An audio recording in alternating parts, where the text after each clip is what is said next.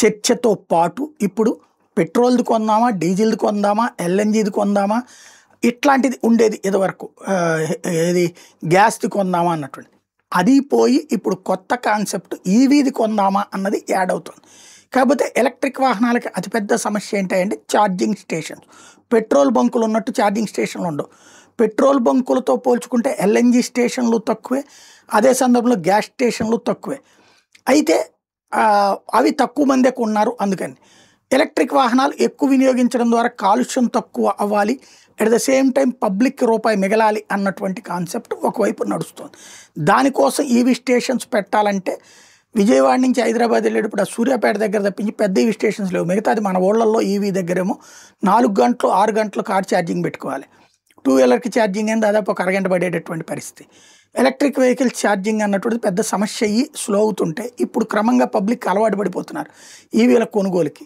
చాలామంది ఊళ్ళో తిరగడానికి ఈవీలే వాడుతున్నారు. ఎందుకంటే 100 కిలోమీటర్లు 2 వీలర్ వస్తుంది, 200 కిలోమీటర్లు 4 వీలర్ వస్తుంది. పైసా పెట్టుబడి లేదు. అంటే కారు కొనడానికి అయ్యే ఖర్చు, 2 వీలర్ కొనడానికి అయ్యే ఖర్చు అది ఎట్లాగో బ్యాంక్స్ లోన్స్లో వస్తాయి, లేదా డబ్బులు పెట్టైనా కొనేస్తున్నారు. రెగ్యులర్ పెట్రోల్ లేదు. రోజుకి 2 లీటర్ల పెట్రోల్ వేసుకున్న 300 రూపాయలు, నెలకు వచ్చేటప్పటికి 9,000 రూపాయలు. అదే కారుకి రోజుకి ఒక పెట్రోల్ పరంగా ఒక 10 లీటర్లు వేసుకుంటే దగ్గరగా ఒక 1000 రూపాయలు. అదే నెలంతా లెక్కేసుకుంటే 30,000 రూపాయలు. అదే ఈవీ అయితే కనుక ఆ ఎలక్ట్రిక్ ఛార్జింగ్కి అయ్యేటటువంటి ఖర్చు అది తక్కువగానే ఉంటుంది. దాంతో ఈవీల వైపు వెళ్తున్నారు. దీంతో ఇప్పుడు ఎలక్ట్రికల్ వెహికల్స్కి సంబంధించినటువంటి ఛార్జింగ్ స్టేషన్స్ను కూడా పెంచే అడుగులు పడుతున్నాయి.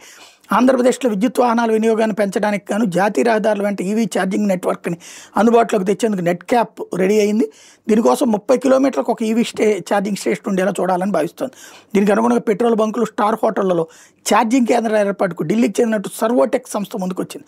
ద్విచక్ర వాహనాలు, ఆటోలు, కార్లు, బస్సులకు అవసరమైన ఛార్జింగ్ కేంద్రాల ఏర్పాటుకు నెట్ క్యాప్తో సంప్రదింపులు జరుపుతోంది. అందుబాటులో ఉన్న స్థలం, అక్కడ అవసరాలకు అనుగుణంగా 30 కిలోవాట్ల నుంచి 360 కిలోవాట్ల సామర్థ్యం ఉన్న ఛార్జింగ్ కేంద్రాలు ఈ సంస్థ ఏర్పాటు చేయబోతోంది. Automotive research association of India ARAI international centre for automotive technology ధృవీకరణలతో వీటిని ఏర్పాటు చేసేందుకు నిర్ణయించారు. రాష్ట్రంలో నీలార్ కార్పొరేషన్, HP, BPCL పెట్రోల్ బంకుల్లో ఛార్జింగ్ కేంద్రాల ఏర్పాటుకు కూడా ఈ సంస్థ ప్రతిపాదించింది. కనీసం 500 ఛార్జింగ్ స్టేషన్లు ఏర్పాటు చేయబోతుందనేది అధికారులు ప్రకటించారు. రాష్ట్రంలో ప్రస్తుతం 1.8 లక్షల ఎలక్ట్రికల్ వెహికల్స్ ఉన్నాయి. 601 ఛార్జింగ్ స్టేషన్లు మాత్రమే అందుబాటులో ఉన్నాయి. సగటున 205 కిలోమీటర్లకు ఒక ఛార్జింగ్ స్టేషన్ ఉంది. ఇప్పుడు అది 30 కిలోమీటర్లకు ఒకటి చేయాలన్నది ప్లానింగ్.